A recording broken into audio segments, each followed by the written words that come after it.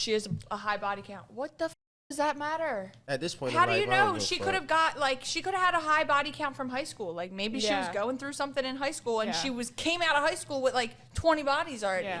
This is a queen, by the way, from hell, from the gates of hell. No, the damage has been done mentally and emotionally. I don't want to pick up those pieces. Who's going to pay for all that therapy? That's not over and done with. That's going to come up in the present times, and in the future, that's going to bring some issues. And you hear the dude say, oh man, at this point in my life, I ain't even worried about it. That's because you don't have a choice to not worry about it. You'll take what you can get. Dudes who have an abundance of women trying to get with them, they can be picky. Just like women are picky when they're young and beautiful. The average man just got to take what he can get. I don't think you should just take what you can get because it's not going to be worth it and it's going to ruin your life. She's going to ruin your life. You have to have standards, fellas. Standards will save your life in many ways. If I had sex with 200 people, what would you think? 200's a lot. I would ask if you were okay. But it's and like if you needed to go to 2022. therapy. Like it's 2022. No girl is going to have sex with one person. I don't think you want someone necessarily that has only been with one person. Hoe phases are very much necessary. There's 5 dudes at my house, okay? All of them trained. I've slept with like a whole friend group. What man took a risk and had sex with a woman like that? I would never even have sex with this woman. She's crazy. A nasty, dirty woman of Satan. I'm so tired of people saying the current year as an argument. You shouldn't care about this because it's 2022. What does that have to do with the core belief and logic of it all? The current year is not an argument. I just want to put that out there. You are really dumb. For real. What about someone who's been in a lot of relationships? I think like serial relationships is not the vibe either. No. I would rather you a lot of people than have you be a serial dater. Dude, because that's what I was saying. Like, I'm like, okay, if, like, what is the beef with the number? Like, imagine that there's a high number, and then there's a girl who's been with one guy, but you know she got railed out every day for the past 4 years. Yeah, what's the difference? That's what I'm saying. Like, no, Chad. I don't want to just hang out with you for the weekend. My profile says that I want a long-term relationship. Okay? They really don't get it. It's not about her being loose downstairs. It's about the lack of discipline, the lack of class, the mental issues that women always have when they have multiple partners. That's been proven. So yeah, a woman who's had 3 serious relationships about 30, but she was getting railed out every day by each one of her boyfriends. No, that's not as bad as some party or bar thought. And you're only going to hear 304s try to argue this. Women who only been with 2 or 3 guys aren't going to usually make this argument. It's always the town bicycles. It's always the town doorknobs. I hate being hard to get because I'm not hard to get. Like, as far as I'm concerned, I'm all yours for some physical touch and a bag of chips. It doesn't take a whole lot to get there. The bar's on the floor. I have an ex out there that believes you never cheated on him, but you really did. Yeah. Yes. Yes. Yeah. Absolutely. Oh. And it's funny. You see how amused she is?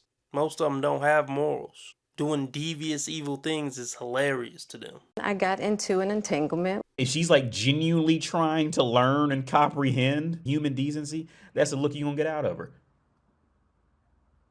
It's gonna be that shit.